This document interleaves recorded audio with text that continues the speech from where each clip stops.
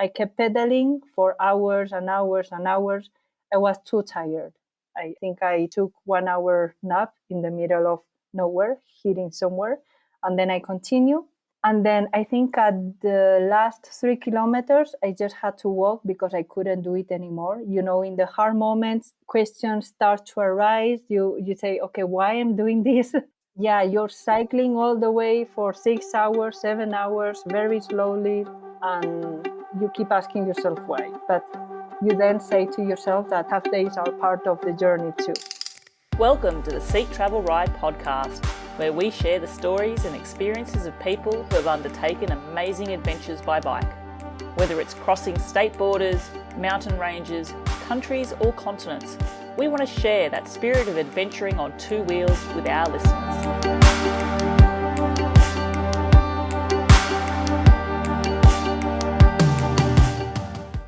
Hello, I'm your host Bella Malloy, and I'm very excited to introduce my guest for today's episode of Seek Travel Ride, Sara Qiu. Sara set off from her home in Spain in April 2022 with the aim of cycling all the way to her parents' hometown village in China. Growing up in Spain with Chinese parents, she had this inner pull to find out more about her family's roots. To be able to fully answer the question, "Where are you from?" which had been put to her so often growing up. So, what better way to discover this than by taking a long-distance bike tour? Sara has spent the last 2 years cycling slowly through Europe and Central Asia, and I'm actually speaking to her today while she is in China. No doubt, the experiences gained from undertaking a journey like this will be so vast and memorable, and I can't wait to hear more about what it's been like for Sara and have her share those insights of her journey from the road. Sara Qiu, welcome to the show. Hello. Hi, Bella. Thank you so much for inviting me. And I'm excited to share all this journey, especially the last part of the journey, which I've been in China almost for 2 months. My head almost explodes, Sara, when I think of all those experiences that you've had on this journey of yours since leaving Spain, arriving in China. There's so much that happens in the middle day to day. And I imagine these last 2 months have been really impactful ones for you as well. But a question which I start my show with, and I ask this of all my guests, is, Sara, do you remember the very first bike you ever rode? I do remember that my father taught me how to ride a bicycle. I was very little, maybe, 5 years old, 6 years old, not that little. But I remember that in the first ride, I just fell. My father just showed me how to ride a bicycle by practicing, right? He just pushed me and okay, best of luck. I have that that image in my mind. And did you grow up, do you have brothers and sisters? Are you an only child? Yeah, I have one older brother. He's 2 years older than me. Do you remember then finally getting the hang of riding and riding with your brother as well growing up?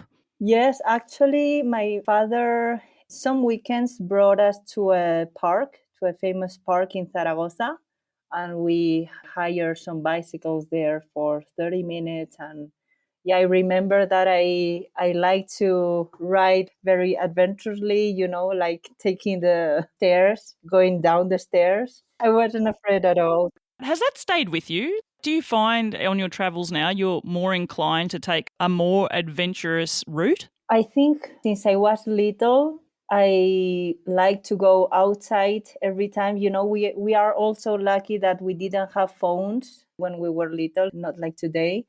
So whenever I could, I spent time outdoors, on the streets, playing football, playing baskets with the bicycle and so on.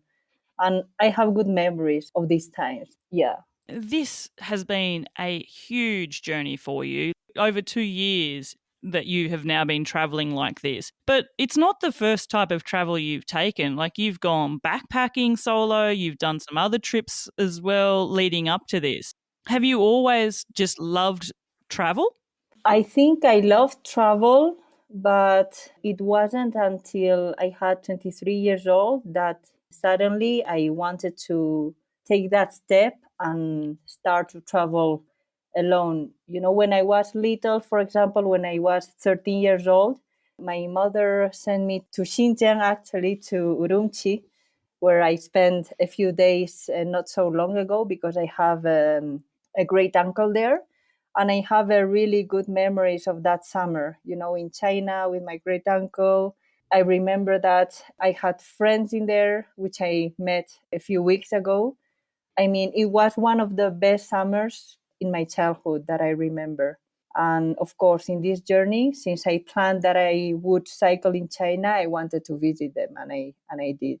So I think I did have the curiosity when I was younger. At 14 years old, I went to the US for a summer. I was praying to my mother that I wanted to go to the US and visit. I went with a group and everything. And then, as I said, it wasn't until I had 23 years old that I actually dared to go by myself backpacking. And it wasn't a decision that I said, okay, I'm fully prepared, I'm going to do this. It was me seeing other friends, other acquaintances doing solo trips. And I say, okay, if he can do it, why not me? And just like that, I just forced myself to do it. I booked my first BlaBlaCar, first time doing BlaBlaCar. You know what it is, right? I do. I know what it is because we have it here in France. But I remember when I came over and started living here from Australia, it was like a blah blah car. Yeah. What is that? But it's almost like it's a bus. It's like a rideshare bus sort of thing, isn't it? Uh, Or there's different versions of it, or it can be like almost like an Uber or something as yeah, it well. can be like a bus, but also its initial form is just like a person that owns a car and he's going to travel from this city to another city, and he share his trip on some platform, and just random people can join. But you can see the reviews of these people. But not everybody likes to travel this way, and I don't know who I'm going to sit next to. I force myself, but since then, if I wouldn't force myself, then the next solo trips wouldn't have come into reality, and maybe I wouldn't be here. I mean, what I want to say is that I wasn't fully prepared to do that first trip, and I wasn't fully prepared to do this journey that I'm doing right now. I had my fears, but I had more curiosity, maybe, and that's what helped me make that first step and continue. I think from what I hear from you as well, Sarah, it's a question that I've had answered by other guests and I've had posed by listeners as well of sometimes we can always find a reason to hold ourselves back from taking a journey. We can always think that we're not ready, we don't have all the equipment, we don't have enough experience, we're not fit enough, we don't have enough money or something like this. There's always going to be a reason, but from speaking with my guests, if the desire is strong enough, all that happens. You don't need to know. I'm just thinking, I've had guests. I was thinking back to Steph Devry. She took a monumental trip all the way, started in Gibraltar, ended up all the way down at the very southwest tip of Africa. Mm. And she didn't even know until she started on day one whether she even liked riding a bike. Early into the podcast, I interviewed another Australian, Mark Gresser, and he was very much the same. He got the bike as a tool to use to travel, but he didn't know whether it's not like everyone had this supreme fitness to go on. Sometimes you just need to start, don't you? Yeah, for me, a lot of people think that cycling is my hobby, but I've never had a bicycle, I think. Maybe when I was very little, and my father, used to brought us to my brother and I. But ever since I was a teenager or after that, I didn't own a bicycle. I just bought one, a second-hand one, when I did my first bicycle trip, which was in October 2020. So it's not like riding a bicycle, it's a hobby, but for me, I realized that the bicycle in this journey is like a tool for me to discover a country or a culture little by little and helping me approaching people. That's the most important thing of the bicycle travel. I think people see you at your level, at their level, is and you go slow, and people see you coming and they are curious and they know that you might be tired, you might be hungry, and a lot of stories of hospitality start like that. traveling in this way, it's like a magnet of curiosity to other people and to strangers, isn't it? And they are curious. What are you doing? Where are you going? How are you doing this? Let me help you. Or were you initially really surprised by that? If you reflect back on your first trip in October 2020, did that take you by surprise? Yeah, I do remember two encounters in my first bike trip. It was a 13-day bike trip from Zaragoza to the north in Oviedo, north of Spain, Oviedo. And I remember on the first days, I saw a lot of hospitality, small gestures, but I was so surprised. We shouldn't be surprised. People is just being nice, people is just being people. But I was so surprised because it was the first time I traveled this way and it was raining. I was getting wet. I didn't know if to continue or to stop. And there was a family who told me, okay, come here. And I could put my bicycle on the garage and stay at their place for the time I needed. They brought me a towel, a warm coffee, so warm everything. And yeah, it's a small thing, but it changes your whole perspective and it gives you motivation and strength that maybe physically you don't have it, but you push it. You can push it. There's strength coming from somewhere. And this happened a lot of times in this trip as well, of course, because sometimes your body cannot keep up or but people gives you a lot of motivation and strength. Having that experience in 2020, I guess, fast forwarding to 2022 when you decided to when you left for this bigger journey, I guess having that experience of those interactions with strangers probably was an extra reason to believe in yourself that you would make it to where you are now as well, no doubt. Yeah, for sure. I think if this journey would have been alone all the time, like camping all the time or in hostels all the time, I think I probably would have lost the motivation somewhere at some point. I'm pretty sure about it. But I was lucky that at some point in Croatia, it was in Croatia that I used a lot of warm showers at the beginning, especially in France, in Italy, and so on. But the more you go to the east, the less warm shower hosts are in the platform. This situation forced me to ask for help. It was okay to come sometimes from time to time, but not on the day to day. And I forced myself to ask, and the response was super good in the first few days, and I just kept continue doing it until almost now. I keep trying now, but China is different. We will go to this country afterwards, but for all the countries, the 14 countries, it's been like that. In Spain, in France, in Italy, it's been maybe like one family. I have memories of one family because I didn't used to do it a lot, but from Croatia, it was almost daily. The whole meaning of the journey changed a lot. And I liked that way of traveling to spend the whole day maybe alone, cycling alone. I like it. And then at the end of the day, you share your experience, you learn about the family, about the culture, you eat with them, they ask you.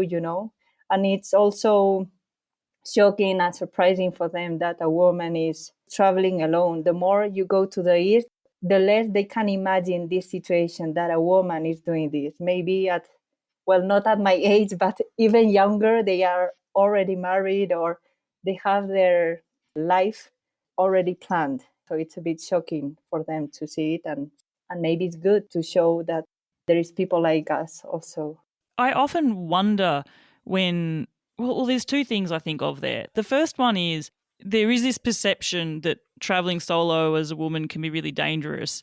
And I'm not to say that bad situations cannot happen. I would think that it's more bad luck if they do. But overwhelmingly, speaking to my guests, speaking to people like you, Sarah, it's pretty clear that it's okay for us to do this as women. And also, there's almost an advantage of doing it as a woman on your own because people perceive that it's so dangerous. They're even extra supportive and kind and generous to you than potentially some men, which I think is what you've experienced there. The other thing I've thought of is part of the reason I especially love promoting the stories of solo women on this podcast because I feel other women listen to it and get the motivation to try something that perhaps they're a bit unsure about whether they can do it. And hearing and sharing stories like your own show people that actually this can be done.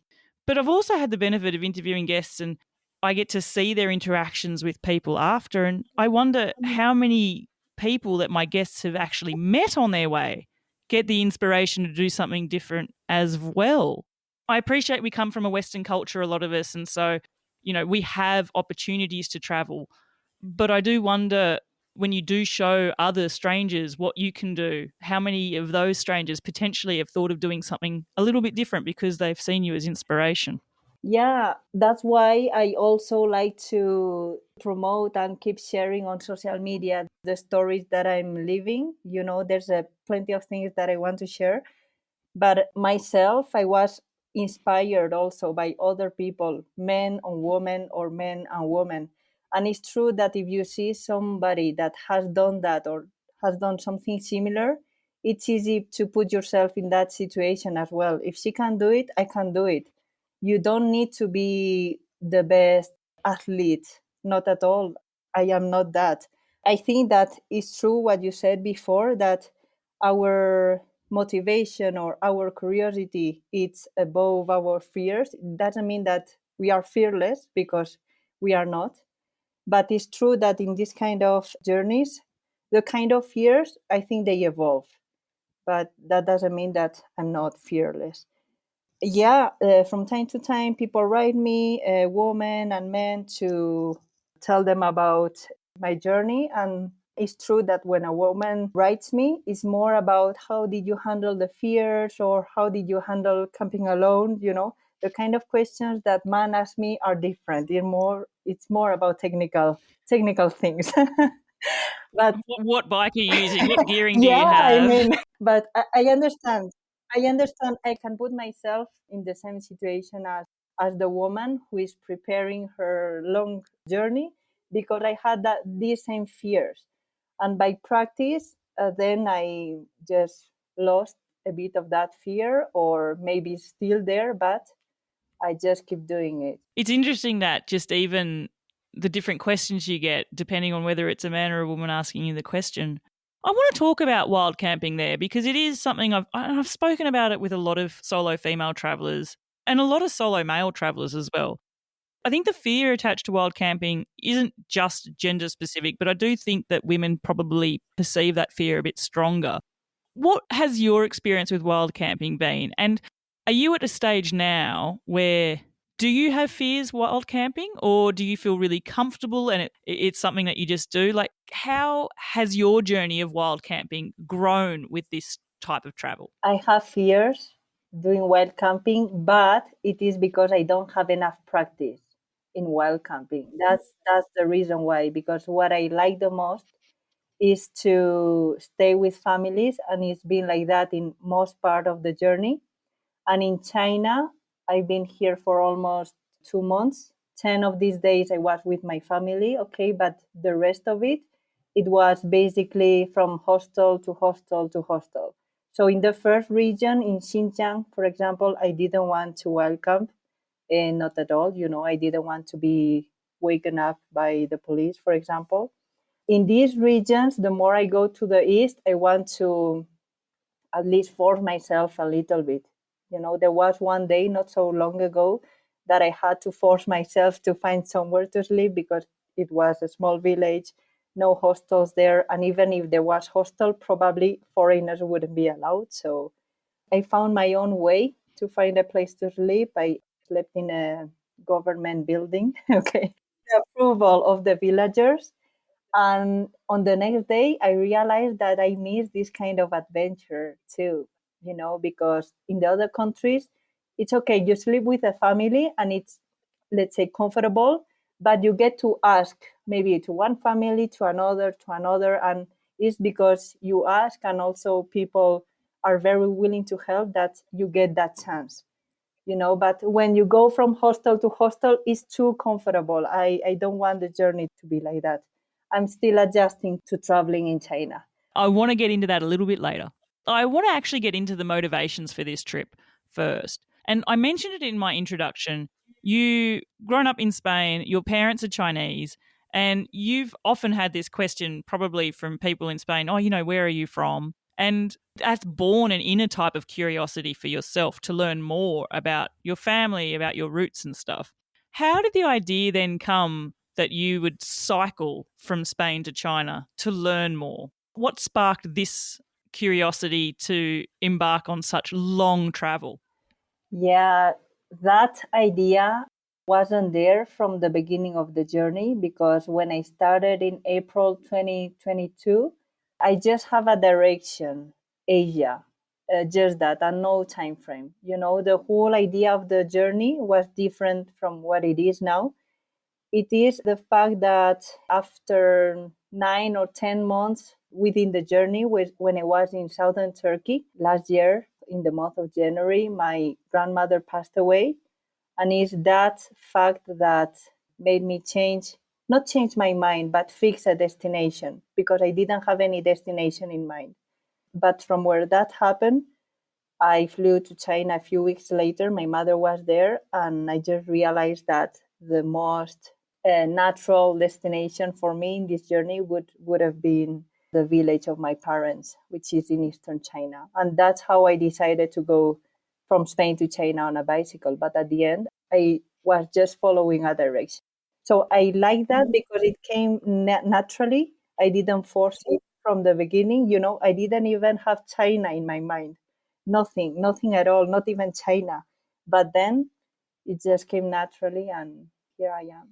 I wonder, having it come up so organically there, I wonder also whether there was, the importance of a sense of freedom from when you set off, of not having a fixed destination. I sometimes wonder whether sometimes people get burdened with a journey because they have this fixed, not necessarily a fixed route, but maybe a fixed time frame or a fixed end point. And there's burdens potentially during the trip of, do they still want to go that far? Can they go that far? Things happen. And I wonder whether the way this has occurred for you, it's become so organic there. You weren't burdened by that. You did have freedom. Yeah, And that's a beautiful thing. exactly. I think it gave me a lot of freedom at the beginning because it's true that I stopped a lot in a lot of places and then maybe 5 days here and just resting, visiting the city and so on. If I had China in my mind from right from the beginning, maybe I would feel like, okay, I'm not getting any closer day by day, but I didn't have any destination. It was just advancing and I didn't even have a planned route. At the beginning, maybe the first weeks, it was like, okay, I want to reach this place. I want to cycle 6 days per week. And then I realized this is not realistic. I need to reach more. And at the beginning of the journey, maybe the first year and a half, I was doing YouTube videos. Not anymore. I just stopped for a little while. And I needed more time. My off day, it was for making the video, but I didn't have time to process everything that I lived. So there is this balance that you have to find. And yeah, I'm still finding. I found it, but then every time you go to a new country, everything is different. And China is so different that I have to find that balance again. And China is huge. We've mentioned you've been there for 2 months. Your parents' village is in the east. You've still got a way to get there, don't you? It's a massive country. Yeah. It's huge. It's not like I'm in China and I'll be done in another couple of weeks. It's a big landmass in and of itself. Yes, the first region I was in, Xinjiang, which I had to skip most of it. I just cycled for roughly 10 days or 2 weeks. But it's almost four times Spain. And the region I am now, Qinghai, it's a quarter bigger than in Spain. Yeah, I cannot do the whole region, of course, but it's a huge country. I think it's bigger than Europe. You had no fixed end point when you started and no fixed route. Did you have a time frame? Because a question which I get asked a lot by many listeners of the show is, how do people do such long distance, long duration trips from a budgeting point of view, and how do people finance and are able to afford to be on a journey for so long? How about yourself there? Yeah, so when I started this journey, my idea, my naive idea was to be able to make money out of YouTube and collaborations and so on but I think it's harder than we think it is. And at some point, when I set a destination, I also realized that, okay, this is not working exactly. And I don't know if it's worth it to push it that way. So maybe since I now have a destination, I know more or less how much more budget will I need. And then after this project, I will start another project and get some funds or earn some money again. But yes, I before this journey, I've been working for 5 years, and I'm not a big spender. I like to say it that way. And I just had a room for myself in Madrid. I was working in Madrid, not a whole flat. So I always like to save money. And when the idea of this journey came, then I had enough savings for keeping up for 2 years or three or a little bit more. If you really want to save money by traveling this way, you can save a lot of money. That is the truth. But also, in the first month, I remember when I was in Spain, in France, in Italy, I didn't go to a restaurant anytime, just from the supermarkets. But at some point, I said, okay, if I don't even try the local foods, I have to try it. So from time to time, I gave myself like this kind of treat. The more you go to the east, the cheaper it is. So you can go outside or eat outside on the day to day. I've heard that from other guests before, and actually, I've had guests before who've gone through Europe very, very quickly because it's so expensive. And if they did it longer, they wouldn't be able to keep journeying on beyond that as well. You did mention food, and it's such a great opportunity because I'm a passionate food lover, and I always ask a food question on the show. Sarah, my mind boggles at the amount of amazing, unique, curious dishes that you would have encountered on this trip. Yeah. I'd love you just to tell me about food. Firstly, your relationship with food. Are you a food lover, or is food purely something that you just have to fill your body up to fuel you each day? And then next, just some of your food experiences. Yeah, I wasn't a food lover actually. I cook very basic things at home. I love it when my father cooks because he is a very good cook, and I think the best food I can eat is my father food. I believe in that, and that's my truth. But it's also true that I dare to try other sorts of foods, in even if they are weird. I have a Chinese background, and from time to time we eat weird things at home, and I try them all. So that's okay. But I think the best things I had and the best experiences I had in terms of food is whenever I went to a family. For example, in Turkey. In Turkey, it was the most hospitable country of all. And I spent 4 months and a half in there, so a long time. It was the country that I spent the most time because it was the biggest. Now China is going to be the biggest, but yeah, the previous one was Turkey. And I remember that the Kurdish families, for example, I was with a family in a very small village. I was resting in a park. There was a school nearby. There was a few houses nearby. And then the people in the village started to come over and to ask me, and where are you from? Blah, blah, blah. And there was a woman who realized about my journey, and she said, don't worry, you stay at my home. And this woman, she was like 40 something years old, and she had 10 kids. 10 kids. Wow. Yeah. And she invited me, and she had 10 kids. Yeah. What a woman. Whoa. Yeah. And that same night, she had to bring her little kid. Maybe he was 2 years old. He was deaf, and she needed to bring him to another city for an operation. So there was a lot of things on her plate already, but she invited me. And I remember that in Kurdish families, in the small villages, you share everything with everybody from the same plate.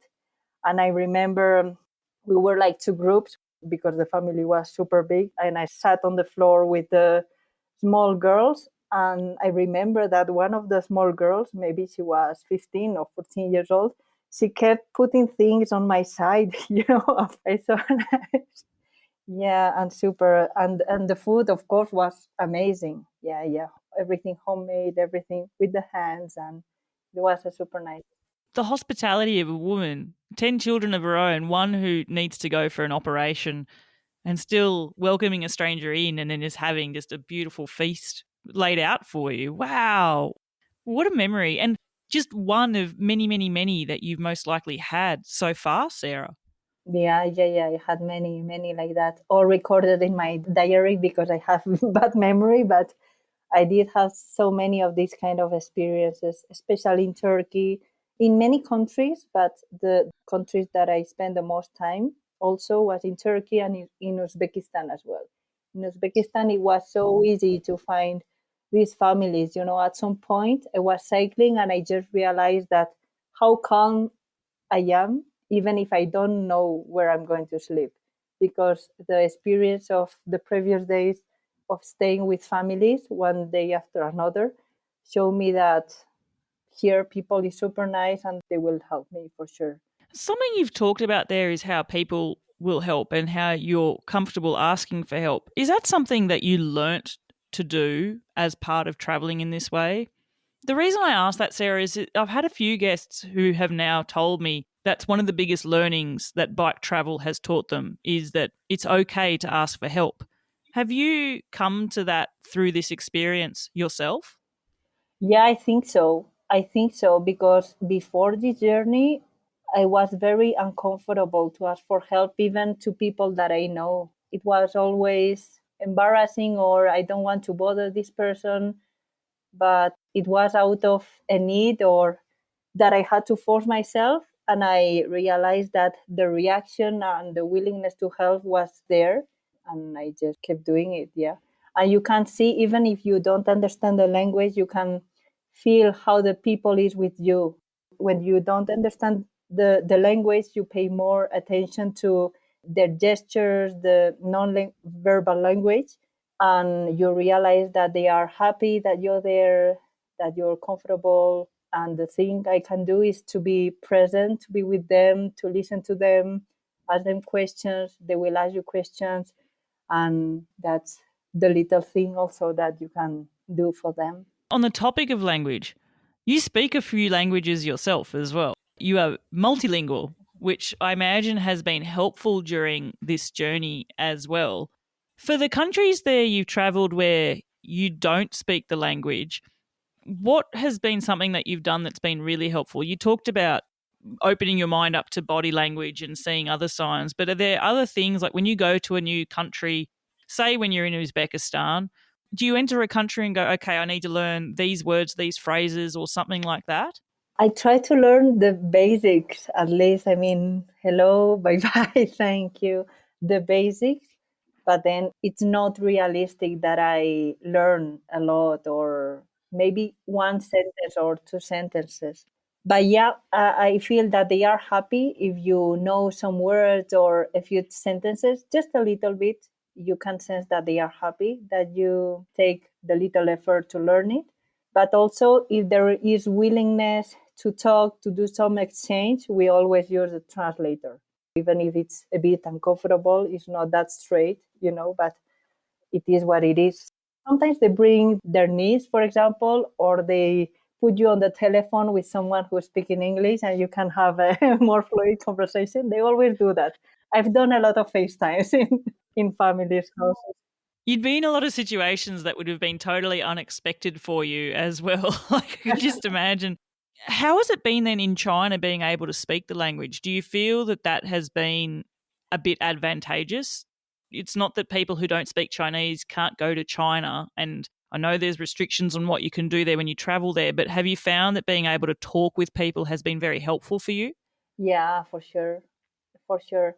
It's been very helpful because, yeah, normally I deal with medium aged people or older people, and for sure they do not speak English. But if they can't speak with you and there's no this language barrier, I'm not fluid in Chinese. I have like a medium or low medium level, but we can exchange and I can travel with this level of Chinese. And you can feel that people feel closer to you if you speak the language. Maybe at the first sight they do not know that I'm from abroad.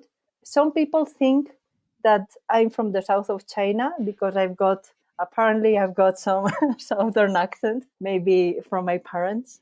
And yeah, sometimes they don't know straight away that I'm from outside, and maybe that helps. But if we keep continuing talking, then of course I told them that I traveling from Spain. I was born in Spain, that my parents are Chinese. There's always a connection because my background is Chinese. That helps. I cannot speak for someone who is white, let's say, but maybe they are very fluent in Chinese. Maybe they can communicate perfectly, but since they are not Chinese or they don't have the Chinese origin, there would be a barrier. I still don't know. I don't have that experience. I guess, though, overall and looking more broadly than just China, what's really clear speaking with you, Sarah, and speaking with other guests is language barriers can make things a little bit trickier, but by no means are they a reason to not interact with people. And sometimes I wonder whether language barriers also help us a little bit. Similar to what we were talking about being a solo female, I wonder in some countries being a complete foreigner would have been a bit helpful as well, potentially. Yeah, I can speak in that situation because I've been there and in a lot of small villages in Turkey, for example. I've asked and they've told me that I'm the first foreigner they see in their village, maybe the first foreigner who is traveling in their village. Maybe I'm just the first. So it's always something new. But you see that they don't have that fear, even if I'm different from them. I haven't seen that fear, and that's beautiful as well. Because maybe in other places, or maybe the people that is living in the cities would have that fear, but in many villages they didn't. Sometimes they ask me, aren't you afraid of staying at people's houses, people that you don't know? And I ask them, aren't you afraid of hosting me? You don't know me either, you know? Yeah. Yeah, It's true. There's an element of trust on both sides, yeah, isn't there? I trust you're not a murderer. You trust I'm not a murderer. Like, that yeah. that's something that has to be mutual, that that is there. Yeah, I also learned to trust on people more and more, even if I don't know anything about them, or you just trust them. And sometimes you have to do it because you don't have any other choice. But a lot of times you just do it because you want to and you have some hope.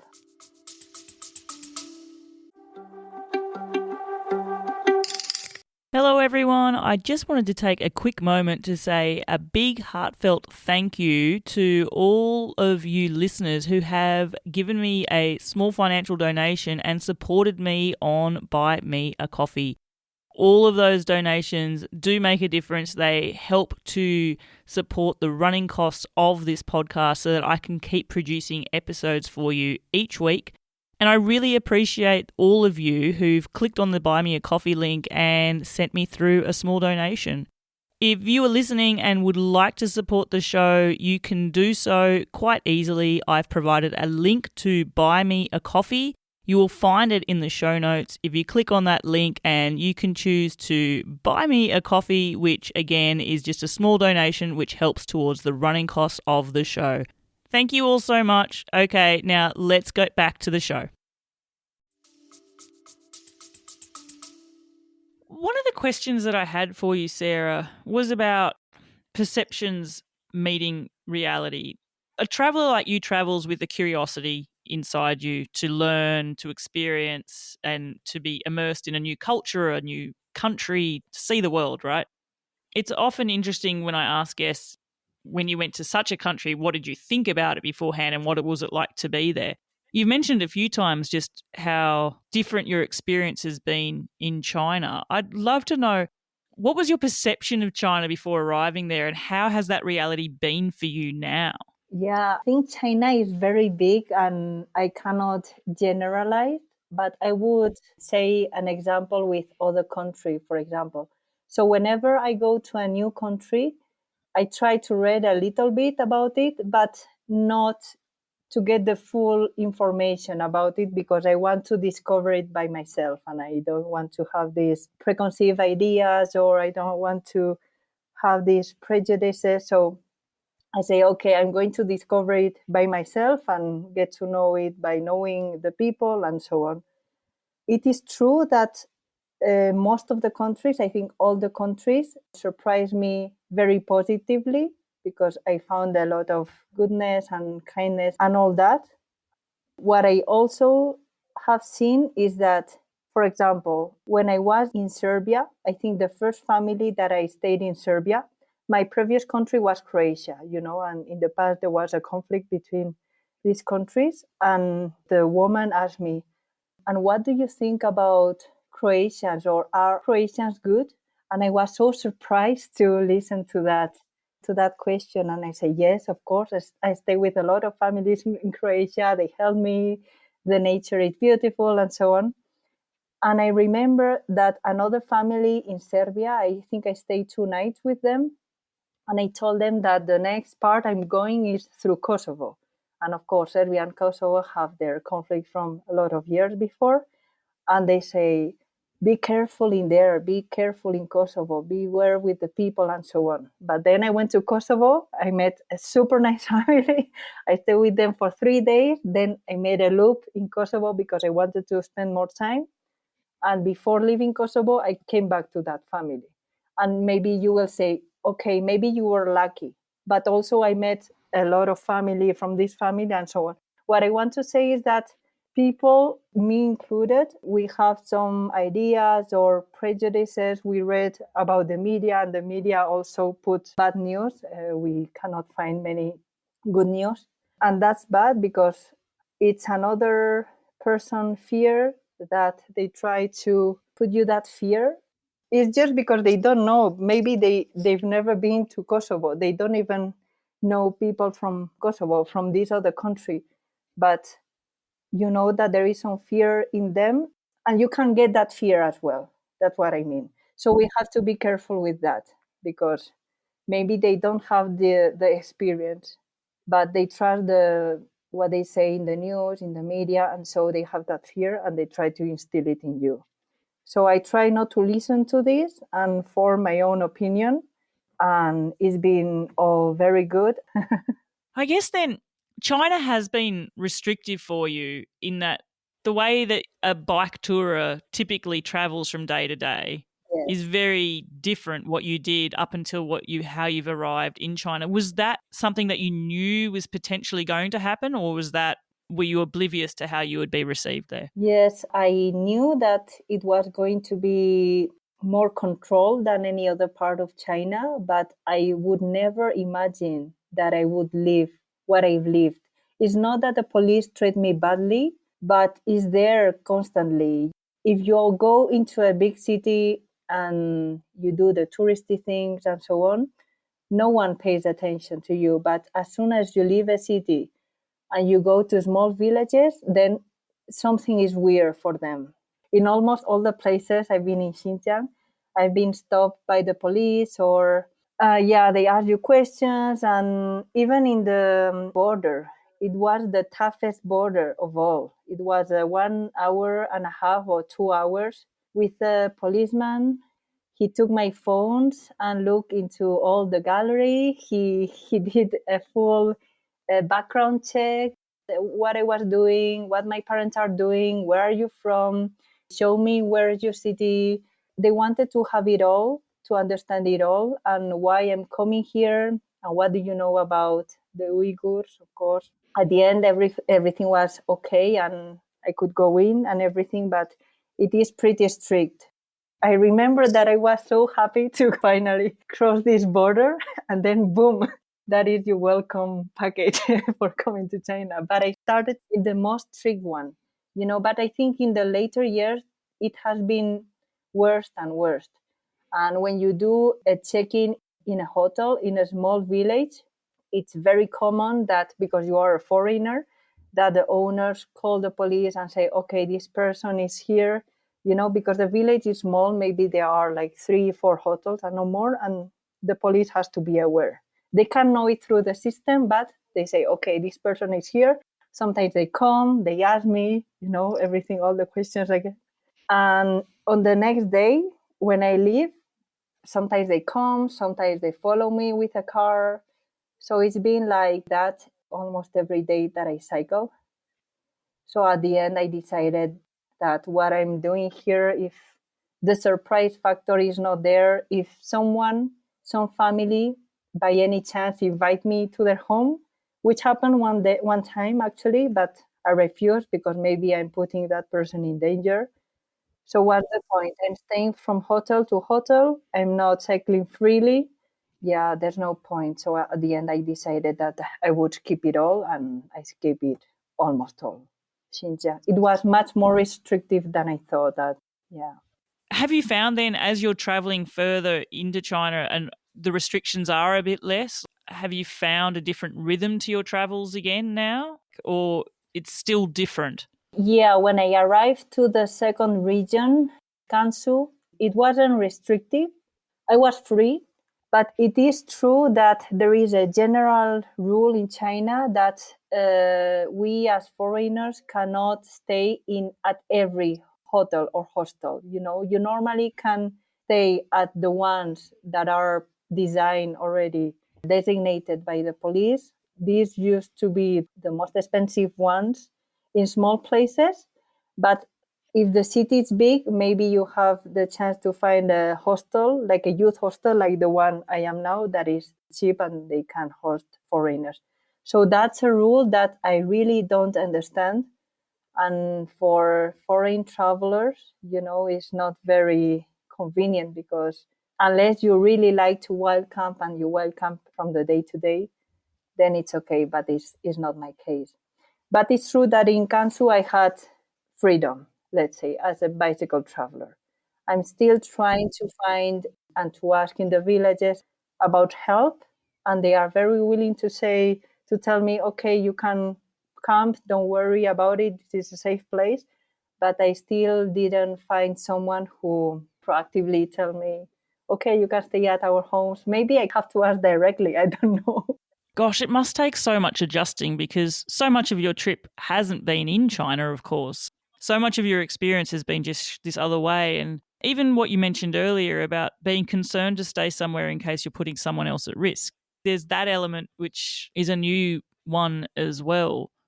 How much further is it from where you are now to that end destination of your parents' village? In time, not distance so much. How much time do you feel you'll have still for this journey of yours in China? Yeah, so I set a date also. I haven't told you, but I set a date. So I have a time frame, but a very long one. I'm skipping a lot of parts, so it will be a very long one. That is in January, late January 2025, right before the Chinese New Year. 7 odd months still to travel, still to experience. 7 months to be in a country where you get to introspectively feel about finding out, going back to your roots. What has this experience for you been like, Sarah? Being in China and being there, what's that part of it like for you? Being in China, I'm still discovering and I'm still trying to make people guess where I'm from, you know, because it's true that you may have an idea of what you are or what I feel, but I think it's also important to, in this case, about when I'm talking about identity, to know how people perceive you, because that's how they will treat you.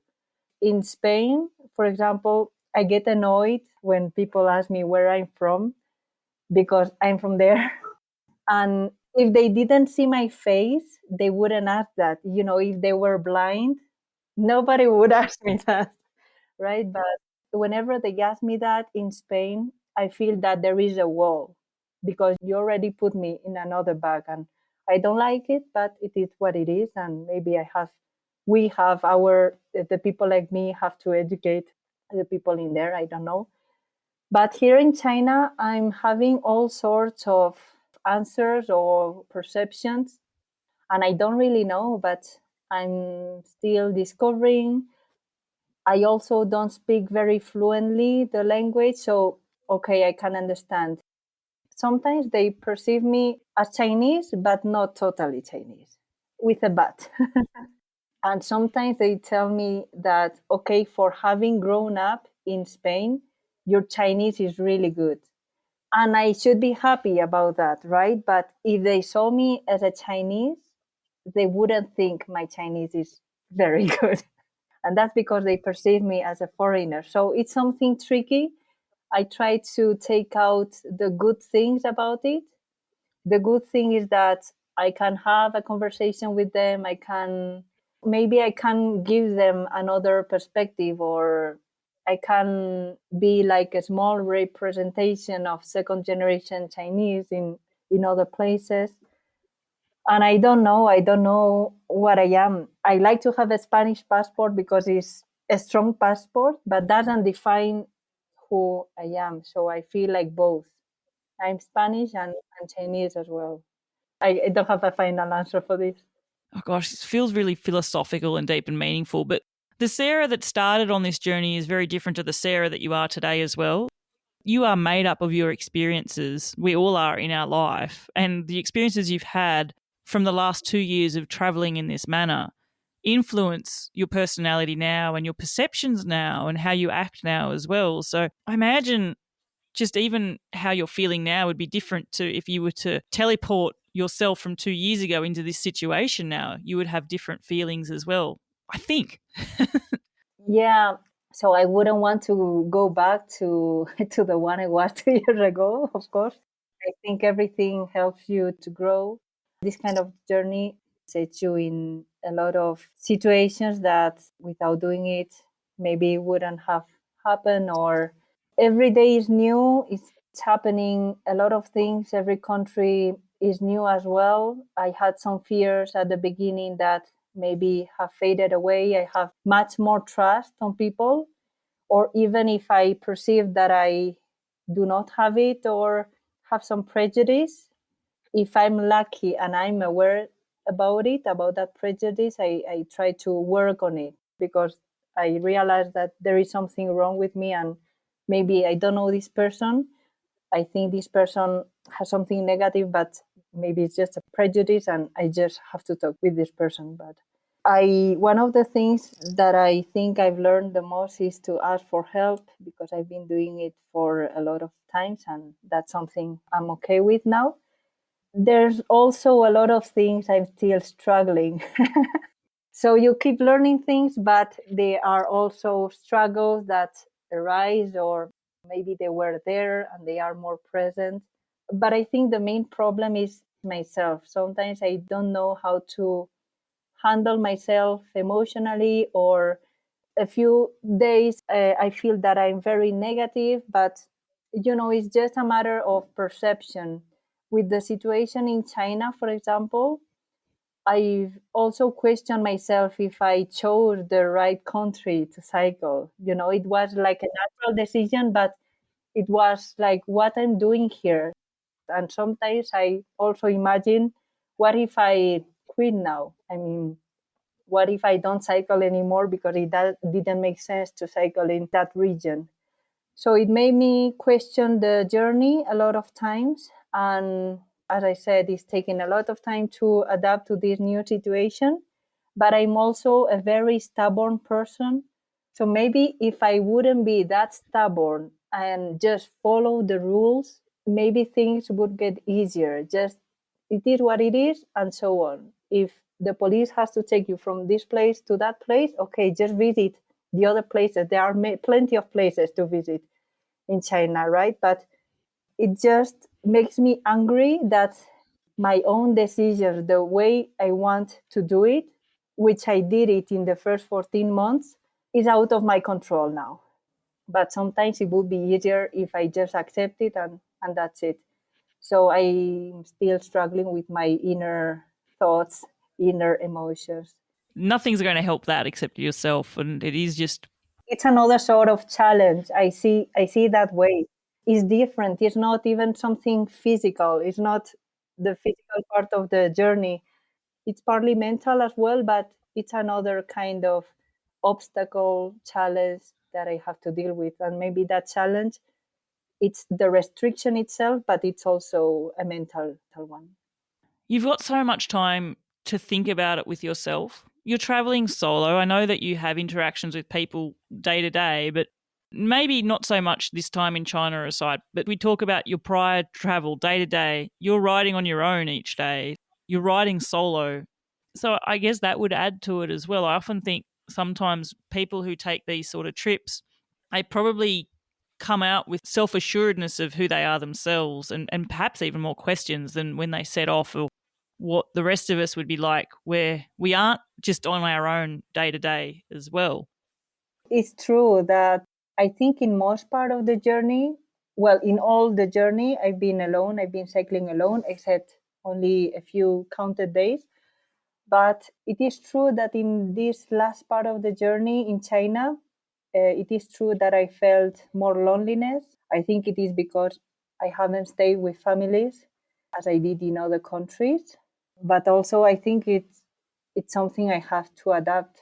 It was okay in the previous countries. Well, in Greece, it was different as well because I haven't found it was a tough thing to find families. Maybe I just found one or two in Greece. It was a challenge. Maybe they had some fears about refugees, or I don't know. But China and Greece has been the countries that I felt more loneliness. I still have hope in China, though. There are many other regions. Have you come across many other bike travelers during your journey as well? Not many. I just remember a couple from Sweden. Yeah, a couple from Sweden. They are called Solidarity Racing. They are going to finish the trip at the same time as me in Western Sahara. It's a solidarity project, so they are raising awareness about the conflict in Western Sahara. Because I wonder, like, does that go into the way that your route, it's unplanned? You were talking about being in villages in Turkey where they say you're the first foreigner we've seen. Mm-hmm. I have this perception that people who travel through Turkey and then through Central Asia, I guess there's less roads possibly to take. But I just wondered whether or not you would see other bike travelers doing a similar journey, but not necessarily, I guess. Yeah, no, at the same time as me, no. I normally, if I know that I'm going through Central Asia, for example, I've contacted some other people that have done it to get some tips, and that's it. But I haven't found anyone, and maybe they are not on social media, all of them. Yeah, and I'm improvising a lot. So sometimes I'm staying 2 days in this place. Sometimes I just keep cycling every day. I mean, that's at the very essence of your journey, is that improvisation of no fixed plans, maybe a fixed end point now, but no fixed plans on how you'll get there. You have more room for surprises if you travel that way. And if you travel alone, one of the good things of traveling alone, if this that kind of encounters or just random situations, random events, you can join because you are the only one who decides and you do what you feel to do. That's the good thing of traveling alone. There are bad things, maybe, probably, but the good things are is this. I was going to ask, such a long journey that you've undertaken, I appreciate it's not over yet, obviously, but just even reflecting back, what's something that fills you with the most sense of pride in terms of what you've done and experienced so far? What are you most proud of? Let me think about it. So, after being some time on the road, which has been over 2 years, you kind of normalize what you're doing. And this is like the normal thing to do. And you also follow a lot of other bicycle travelers who have done very similar things. And you get into this bubble and you think that is normal. And when people ask me, I just tell them about my journey very naturally. But it's true that when I look back and everything I experienced since I started, when I look at the map with all the dots, that's a lot. It's hard to imagine. It seems so far in time when I started because I think that whenever you are on the bicycle, a day in a bicycle seems like a lot. A lot of things can happen. And it's like time goes slowly. But I think that you are more present in the time because you cannot go faster. I mean, you have to be there, you have to be patient, you have to climb that hill, and you know that you just keep pedaling maybe at 4 kilometers per hour, and that's it. So I think a lot of things happen in one day. That's why the perception of time seems longer. I feel that I've been in this for 4 years or five at least. And yes, I've been able to do this by myself with the help of a lot of people, because without this help and without this company and staying with families, I am sure that I wouldn't be here. I have dealt with some fears and with a lot of uncertainty. Some things that I'm still dealing with is to find this balance, to keep adjusting to the new countries or to the new regions. But that's another kind of obstacle and another thing that I have to deal with, to learn with. And I hope that all the learnings that I'm gaining from the bicycle travel stay with me afterwards. One of the things that worries me is that when I finish this trip and I go back to Spain, I think that the sort of job that I want to find or the sort of project that I want to do will be very different from what I was doing before. But I'm afraid to get again to that bubble or to that rat race, to that having that ego, to find your place in, I don't know. It's like I'm living another life right now. It's returning back to a different routine in work too, isn't it? Like returning back to a different life, to a different, your routine for so much of your trip would be pack up your possessions, put them in your panniers, and your decisions there. Which road am I taking? Where am I going to find food? Where am I going to find water? Where will I stop? And it's a very different experience what you've had to then return back to what, the majority of people are doing day in, day out. It's that different routine, a different way of life, a different way of experiencing, Monday to Friday or whatever days you work and stuff as well. Like, I've thought about this so strongly for many of my guests who've traveled on such vast, big, multi-year experiences and adventures like you have. And I've often wondered what it's like to try to teleport yourself back to what you used to do, because it's like what we said already on this show, you've changed from 2 years ago. To try and adjust to life of 2 years ago when this is over, or in 3 years, would be so foreign to you as well, to be able to go back to it. It will be like another sort of challenge. In here, you are forced to adapt. Otherwise, you are going to have bad moments if you don't adapt. And I guess going back will be a new sort of challenges. But then if everything goes smoothly, like living in a city and having all the comfort, and you will take it for granted. I think even if we have that comfortable life, I used to have a comfortable life, let's say, to try to remember yourself that you have to put yourself again in uncomfortable situations, or go do a small trip with the bicycle again, bring your tent, don't have a plan, ask for help while camp or whatever, but to put yourself out of that comfortable life of the city, to force it. Your journey's taken you through very remote places, through isolated places, mountains, deserts, all those sort of things, cities and villages. Where do you feel most at home? Where do you feel most energized being? In a city, in a village, in the mountains, by a river? Like, where does Sarah feel the best? I think I need a balance of all of them.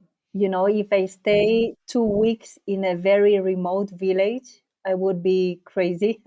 If I stay 2 weeks in this big city with the comfort and everything, I would get crazy as well. I know that spending 3 nights in a place would be the perfect thing.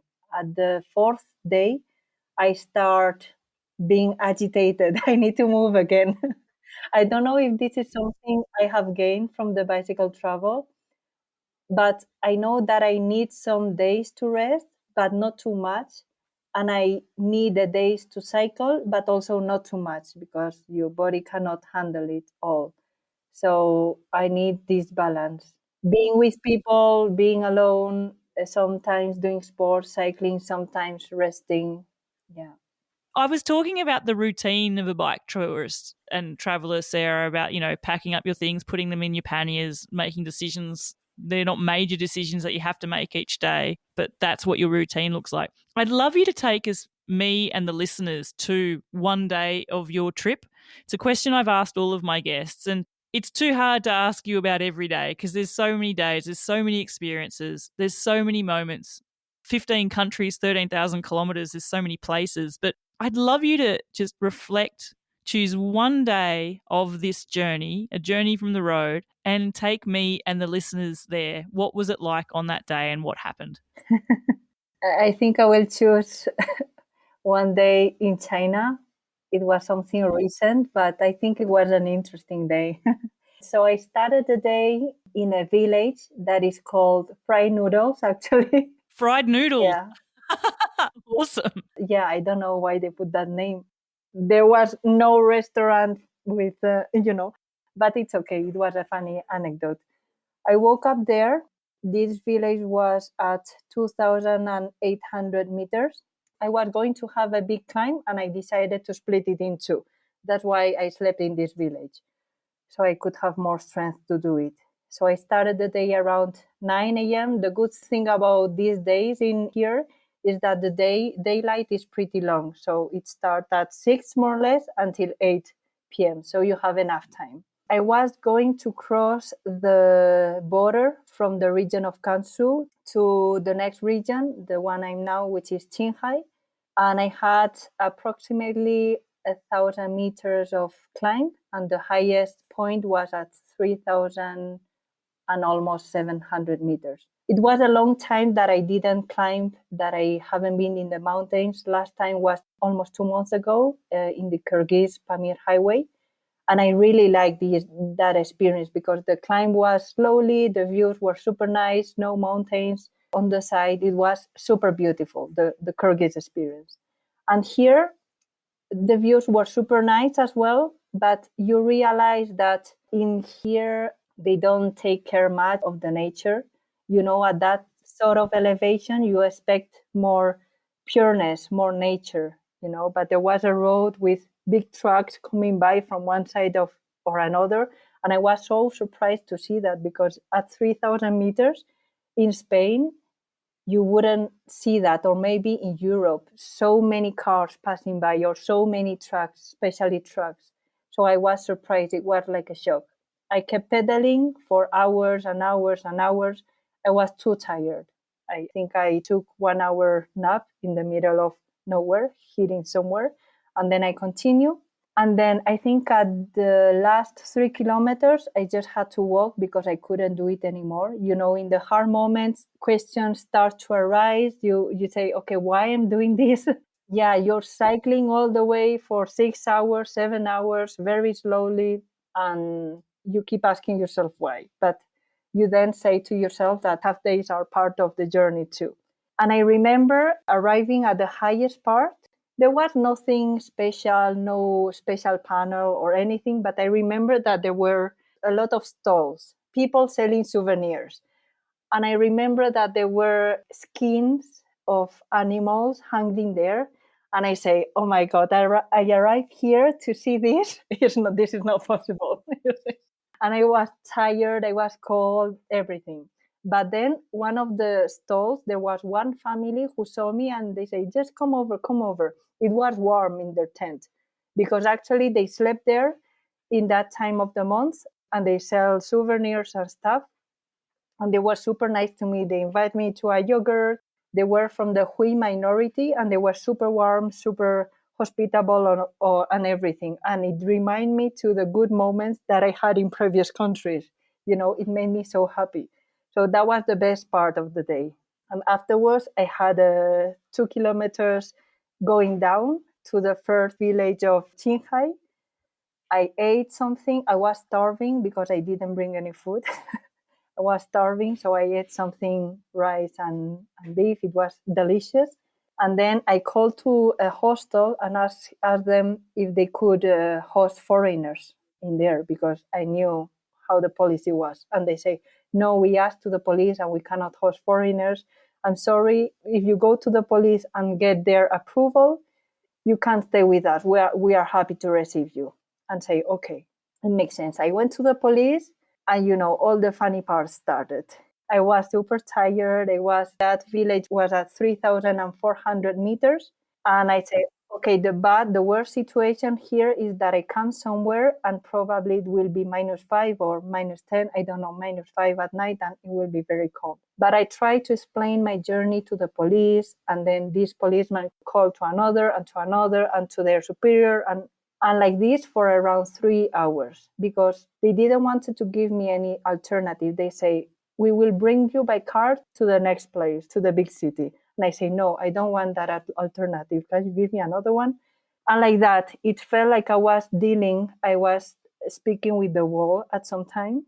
That's why I told you that I'm stubborn. I had some hope that they know that I'm so tired that I need a shower and everything. And I thought that they were going to be able to let me sleep in that hostel. I told them, I'm not going to leave the hostel, don't worry.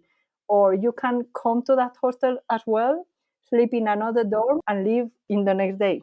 But they didn't. At the end, I stayed for 3 hours with them. And at the end of the night, 4 police women came. They were nicer. They explained to me all the situation, that I had to get a permit and so on. And I accepted the ride. And in 2 hours, I was in the place I am now. But this is not the first time that happens.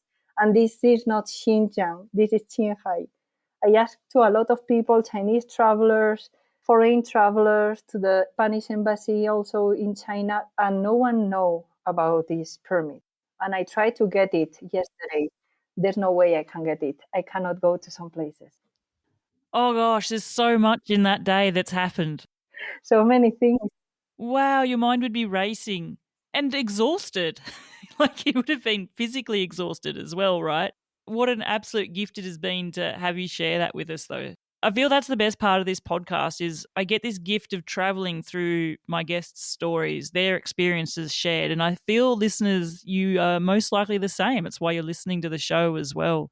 Sara, there are going to be people who want to find out more about your journey, who want to follow the rest of this journey as you make your way to your parents' village there in China for the end of January in 2025. What's the best way for them to follow you and find you and see the pictures of this journey as well? Okay, there are 2 ways you can do it. You can follow me on Instagram.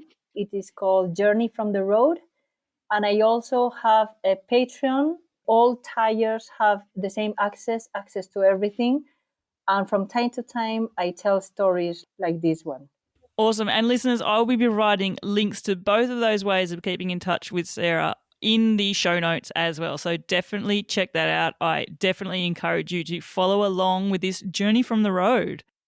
Sara, as often happens when I speak to guests with such interesting stories, time seems to fly, and I know that I need to wrap the show up. I always finish my show asking the same 3 last questions.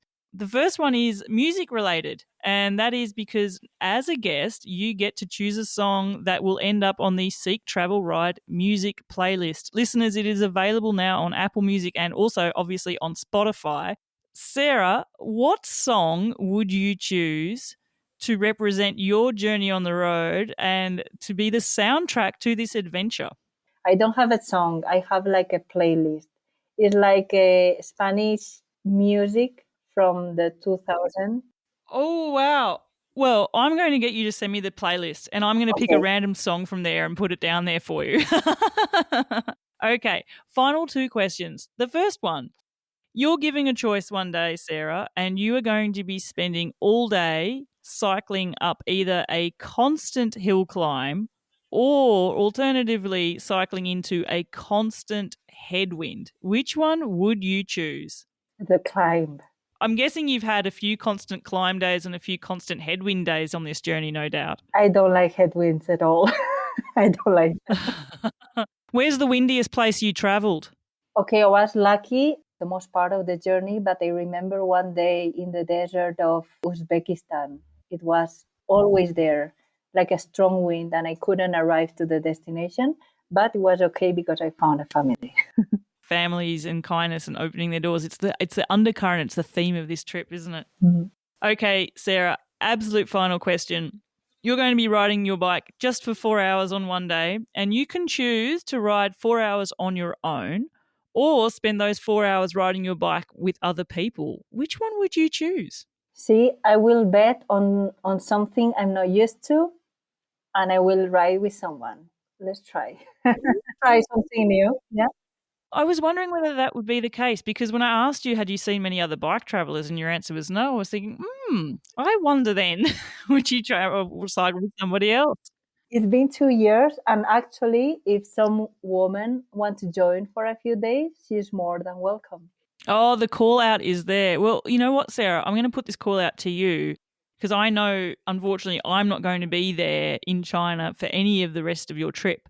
But when you do return and you return to Spain, I live in France, I live in the Pyrenees. I would totally love to be that stranger that opens up the house to you. And I would love to spend 4 hours riding with you here in the Pyrenees. I know that you have traveled here before, so you sort of know what to expect. Always welcome. The Pyrenees is super nice, and yeah, Spain, France are super nice countries to travel. So yes, I'm up to that. Sounds great. We have a date. Well, Sara Qiu, it's time for me to wrap this up. It has been such an awesome experience for me to be that curious person at the end of this microphone, getting to ask the questions, getting to hear you share your insights and those deep experiences from this journey. You mentioned during the show that you write a journal to remember these experiences. And I hope that for the rest of your life, you'll randomly flick through pages or see anecdotes from random days that will fill you with a deep sense of pride. One of the things that I came across when I was researching you was a beautiful quote which said, I try deliberately to do the things I fear so they won't be a fear anymore. I feel there is so much to be gained from taking on this mantra. It has been such a great experience for me to talk to you.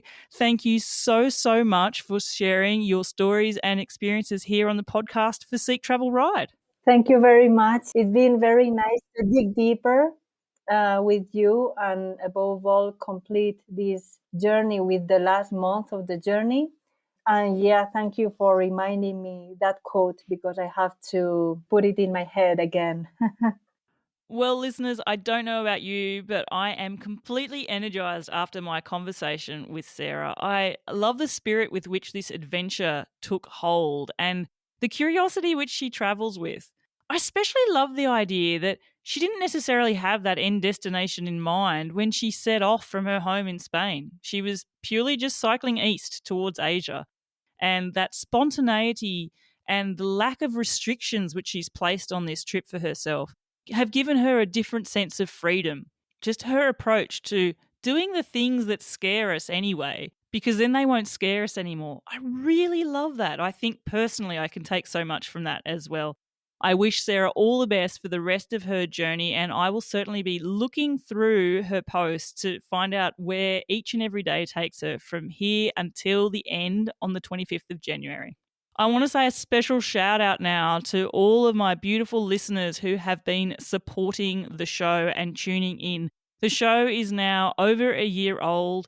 We have so many episodes in the bag as well. And with each and every week when I have listeners get in touch with me, it just fills me with joy to know that they are finding value in this beautiful podcast that I have been so fortunate to create for you. This is a truly global community, and I love that with each and every episode, the community is growing even more. If you would like to show some small financial support for the show, feel free to hit the Buy Me a Coffee link in the show note description. All small amounts are very appreciated by this independent podcaster, and I look forward to continuing to bring you fresh new episodes each week. Until the next episode, I'm Bella Malloy. Thanks for listening.